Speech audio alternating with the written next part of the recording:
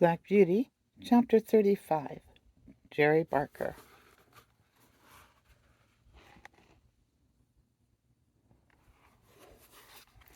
I never knew a better man than my new master. He was kind and good, and as strong for the right as John Manly, and so good-tempered and merry that very few people could pick a quarrel with him. He was very fond of making little songs and singing them to himself. One he was very fond of was this: "Come, father and mother and sister and brother, come all of you, turn to and help one another." And so they did. Harry was as clever at stable work as a much older boy, and always wanted to do what he could. Then Polly and Dolly used to come in the morning to help with the cab, to brush and beat the cushions and rub the glass, while Jerry was giving us a cleaning in the yard, and Harry was rubbing the harness. There used to be a great deal of laughing and fun between them, and it put Captain and me in much better spirits than if we had heard scolding and hard words. They were always early in the morning, for Jerry would say, "If you in the morning throw minutes away, you can't pick them up in the course of the day. You may hurry and scurry and flurry and worry. You've lost them forever, forever and day." He could not bear any careless loitering and waste of time, and nothing was so near making him angry as to find people who were always late wanting a cab horse to be driven hard to make up for their idleness. One day 2 wild-looking young men came out of a tavern close by the stand and called to Jerry, "Here, cabby, look sharp. We are rather late. Put on the steam, will you, and take us to the Victoria in time for the 1 o'clock train? You shall have a shilling extra." "I will take you at the regular pace, gentlemen. Shillings don't pay for putting on the steam like that." Larry's cab was standing next to ours. He flung open the door and said, "I'm your man, gentlemen. Take my cab. My horse will get you there all right." And as he shut them in, with a wink towards Jerry, said, "It's against his conscience to go beyond a jog trot." Then slashing his jaded horse, he set off as hard as he could. Jerry patted me on the neck. "No, Jack, a shilling would not pay for that sort of thing, would it, old boy?"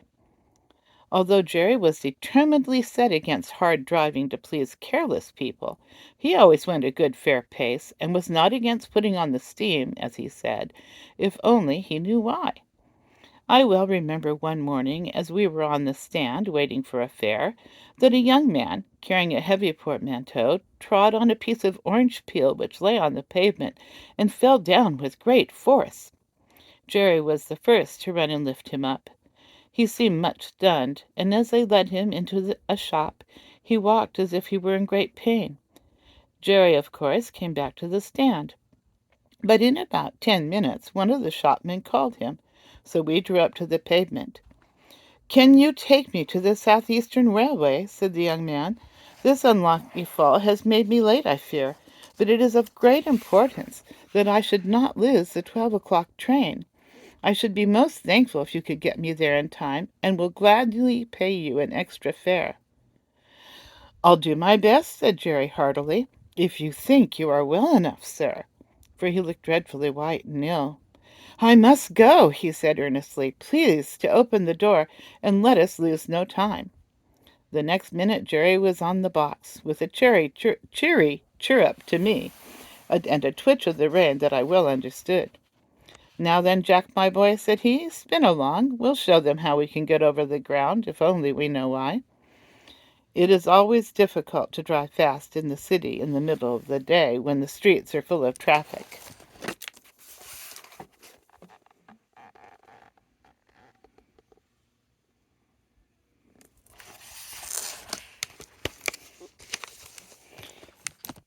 But we did what could be done, and when a good driver and a good horse who understand each other are of one mind, it is wonderful what they can do. I had a very good mouth. That is, I could be guided by the slightest touch of the rein, and that is a great thing in London, among carriages, omnibuses, carts, vans, trucks, cabs, and great wagons creeping along at a walking pace, some going one way, some another, some going slowly, others wanting to pass them, omnibuses stopping short every few minutes to take up a passenger, obliging the horse that is coming up behind to pull up too, or to pass and get before them. Perhaps you try to pass, but just then something else comes dashing in through the narrow opening, and you have to keep in behind the omnibus again. Presently you think you see a chance, and manage to get to the front, going so near the wheels on each side that half an inch nearer and they would scrape. Well, you get along for a bit, but soon find yourself in a long train of carts and carriages, all obliged to go at a walk. Perhaps you come to a regular block-up, and have to stand still for minutes together, till something clears out into a side street, or the policeman interferes. You have to be ready for any chance, to dash forward if there be an opening, and be quick as a rat dog to see if there be room, and if there be time, lest you get your own wheels locked or smashed, or the shaft of some other vehicle run into your chest or shoulder. All this is what you have to be ready for, if you want to get through London fast in the middle of the day. It wants a deal of practice. Jerry and I were used to it, and no one could beat us at getting through when we were set upon it. I was quick and bold, and could always trust my driver. Jerry was quick and patient at the same time, and could trust his horse, which was a great thing, too. He very seldom used the whip. I knew by his voice and his click-click when he wanted to get on fast, and by the rein where I was to go. So there was no need for whipping. But I must go back to my story. The streets were very full that day, but we got on pretty well as far as the bottom of Cheapside, where there was a block for 3 or 4 minutes. The young man put his head out and said anxiously, "I think I'd better get out and walk. I shall never get there if this goes on." "I'll do all that can be done, sir," said Jerry. "I think we shall be in time. This block-up cannot last much longer, and your luggage is very heavy for you to carry, sir." Just then the cart in front of us began to move on, and then we had a good turn. In and out we went, as fast as horseflesh could do it, and for a wonder had a good clear time on London Bridge, for there was a whole train of cabs and carriages all going our way at a quick trot, perhaps wanting to catch that very train. At any rate, we whirled into the station with many more, just as the great clock pointed to 8 minutes to 12 o'clock. "Thank God we are in time," said the young man, "and thank you too, my friend, and your good horse. You have saved me more than money can ever pay you for. Take this extra half-crown." "No, sir, no, thank you all the same. So glad we hit the time, sir. But don't stay now, sir, the bell is ringing. Here, porter, take this gentleman's luggage. Dover line, 12 o'clock train. That's it." And without waiting for another word, Jerry wheeled me around to make room for another cab that was dashing up at the last minute, and drew up on one side till the crush was past. "So glad," he said, "so glad. Poor young fellow. I wonder what it was that made him so anxious." Jerry often talked to himself, quite loud enough for me to hear when we were not moving. On Jerry's return to the rank, there was a good deal of laughing and chaffing at him for driving hard to the train for an extra fare, as they said, all against his principles, and they wanted to know how much he had pocketed. "A good deal more than I generally get," said he, nodding slyly. "What he gave me will keep me in little comforts for several days."